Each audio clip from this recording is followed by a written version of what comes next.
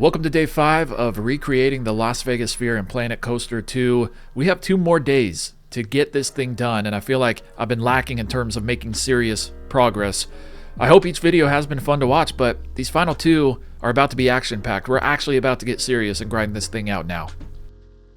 Today we're going to finish all seats, we're going to create all of our club suites, and we're going to put a ton more detail into our beautiful atrium. As we walk through the dark tunnel of our monorail station, we can catch a glimpse of our sphere before we embark inside it. The ugly black lines come out at night, and in the next and final episode, we're going to patch them and finish every last detail of the sphere. Atrium basics done. Last episode, we built our pink strips surrounding the lower suite level and terrace level, as you can see above us. Also, we can't forget our Emerald City hologram with rotating pieces, and an awesome Emerald City display where guests can take pictures and brag on Instagram they spent $160 to watch The Wizard of Oz at the Sphere. I don't blame you.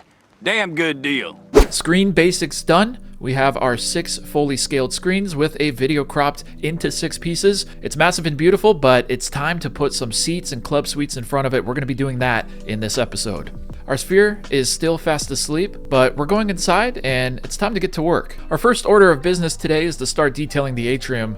We're going to use these circles to create what's called the LED portholes. These are a staple to the atrium experience, and they're actually considered light features in real life.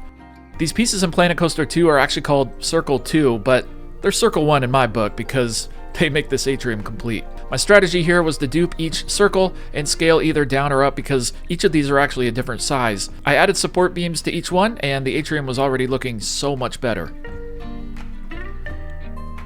I love the way these look. They were simple to build, very quick and easy, but they added so much personality to the build. We have a lot to do today, so now it's time to move on and work on building the escalators. We already have our stairs. That's the hard part. All we need to do now is just detail them.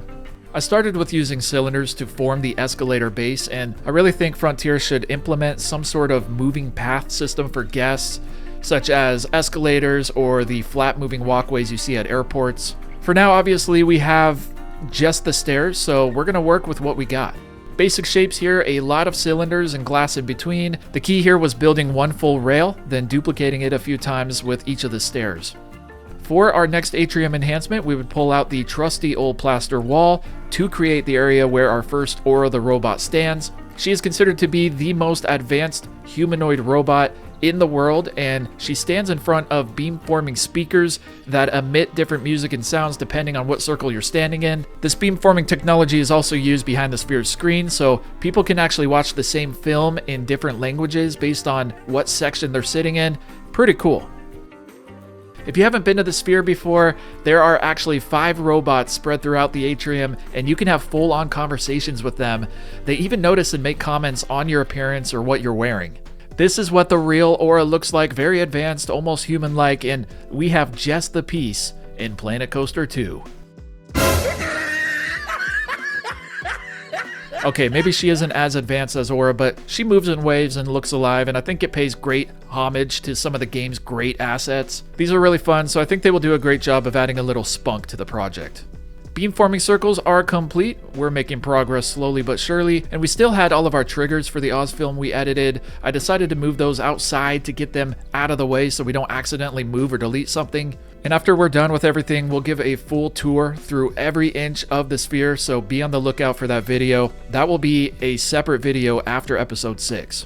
Here we are using resort lights and supporting beams to create the lights close to the monorail entrance side. Another simple but very powerful addition. There's a lot of empty space in this area, and I think I want to build a cool looking bar or restaurant here to fill in the space. All of that will be done next episode because we have to start building up with the seats. As we've seen before, there are 4 sections of seats. We finished most of section 100, and we'll make it look a little bit better. There are also club suites that are entered through their own floors. We'll take care of those as well.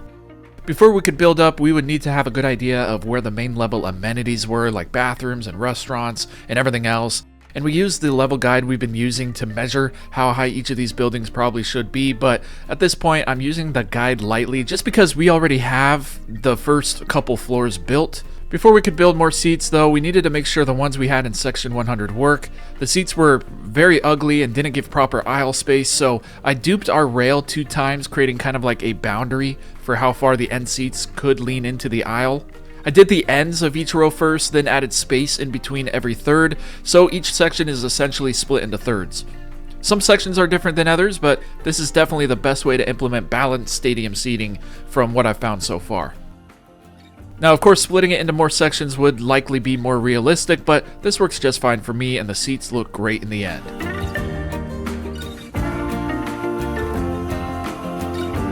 So with the first section of seats ready to dupe and our basic layout of guest amenities on the main level established, I wanted to spend just a little bit of time working on one of the restaurants just to kind of see how it would vibe in the atrium. I'm going full creative rogue on all amenities inside our sphere. I'm going to create our own brands, themes, menus, everything. I think this will make it a lot more fun, and to be honest, I think the actual restaurants at the sphere are kind of lame, so I want personality on every level of this thing, and since this is the only restaurant we are building today, next episode I'm planning on building the rest, including a nice little wine bar on the opposite side of the atrium where we just built those hanging yellow lights. So yeah, that will be fun. We'll be all over the place next episode, just finishing everything up from patching the black lines of doom on the exosphere, to filling in our monorail station and entrances, to setting up the final trigger effects for the Oz film. And I do admit, and I apologize, I think I did too little in episodes 2 through 4. We should have built more in the beginning episodes, especially episode 2, but it's okay because we make pretty good progress in today's episode. So this is a cool concept I like called Pizza Pie at the Sphere. There is a place called Pizza Pie, I think. It looks nothing like this though. It's actually just kind of boring. This is very fun and vibrant. This is the kind of vibe we're looking for. I like a big pizza pie, that's amore. As we start building our lower level suites, I started to use the blue swirly path, but then realized this was actually a good time to make a final decision on what kind of floor we really wanted in the entire interior. So I decided on the vinyl path and used different shades of white and gray. The final color I decided on was a couple shades darker than pure white. It's more of a gray, but doing this for the first time completely altered the entire interior, and it made the atrium look even better. You can see now we have a nice glow with all of the different lights reflecting off the floor. I love this. Now let's talk about the suites. In the real sphere, there are 23 private suites. It's like a VIP lounge, if you will, where guests can enjoy hot food and drinks and a cool yellow couch. They can walk outside to the seating area and enjoy the show. The whole vibe in these suites is very much Vegas. Reflective, shiny black walls is very common, especially in newer Vegas real estate. The price range of these suites is anywhere between $3,000 to $30,000, but guests can expect to pay about $1,500 per person on average. Here I created this suite balcony all the way across just to kind of get an idea of how far the suites were to hang over the edge. And you know, we don't want to hang over too far as all guests in the section below need to be able to see the entire screen. I'm still using the vinyl path in the suites, but I changed the color to brown just to make the suites unique, as they will all hold the only brown pathing in the entire build. Building these suites took a really long time. I really wanted to perfect them and make them look as realistic as possible, so I took my time with all of this. I've been listening to a lot of comedy podcasts lately, so that's what's kept me kind of occupied while I'm building. It helps me not go insane in these multi-hour building sessions. The first suite was really starting to come together, and I had this black couch, which is actually just a blueprint as a placeholder, but I really wanted to replicate the yellow couches that are actually in the suite, so I added a few more detailing pieces like more seats and tables and rails to fill the space. Then I used our vendor here as a good way to scale the couch and see how the suites looked and scaled overall compared to the people in game, and it was looking great. Since we obviously have multiple suites, we built the entirety of the first suite first to include all details. This includes fun stuff like merch and hot food and a ton of bottles. I don't know what's in these bottles, but there are a lot of bottles in these suites when it's all said and done. And each suite gets a complimentary slimy substance on their table, maybe salmon, maybe jello, maybe something else, who knows. As the first suite was good to go, it was time to dupe and finish our lower level suites. And after those were done, it was time to go outside real quick and dupe one of our existing seat pieces. A few hours later, our 200 section was complete. This is when the stadium portion of the project was really starting to click. As we built up, we pretty much just duped existing objects, such as our beautiful escalators. These escalators take our guests to the lower gallery level where you can reach both sections 300 and 400. It was time to add another floor in the atrium, so I duped our balcony light strips and put it directly in line with where the upper suites would be.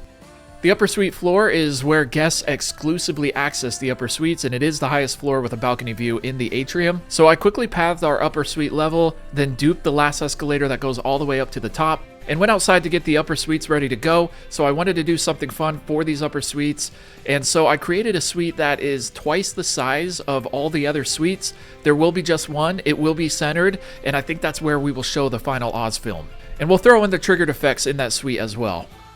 If you don't know what I'm talking about, once everything is done and the entire project is complete, we will film a full tour throughout every inch of the sphere, and we'll also show the 2-minute Wizard of Oz film we edited in episode 3 that covers 6 fully scaled screens, so be on the lookout for that episode. I can't wait to give the full tour.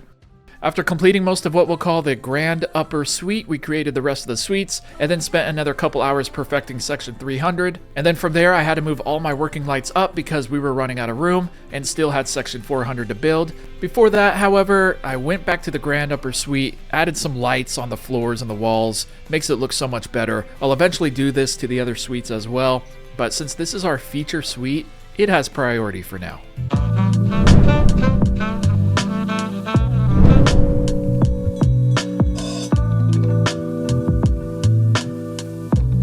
It was time to start our last section, section 400. Each of these sections took hours to build, so I'm glad I get to edit these videos and share the highlights with you. With section 400 seats built, all we needed to do was fix the edges. As we can see, there's a nice curve on both sides. This represents a challenge because, you have to use some sort of perfectly curved guide to know which seats to delete. So I came up with the idea to duplicate a section of our sphere as kind of a guide. This was a shot in the dark, but it actually just ended up working perfectly. I mean, I guess it's perfectly rounded, so it does make sense. But as I started to delete these seats, I realized how beautiful this was actually going to look after everything was filled in. The strategy here is very similar to having perfect aisle space. If seats are hanging over the edge of the guide, they get deleted, and it's also important to spread the seats out, allowing them to take up the space. It was looking good so far, and it was finally time to completely close this room.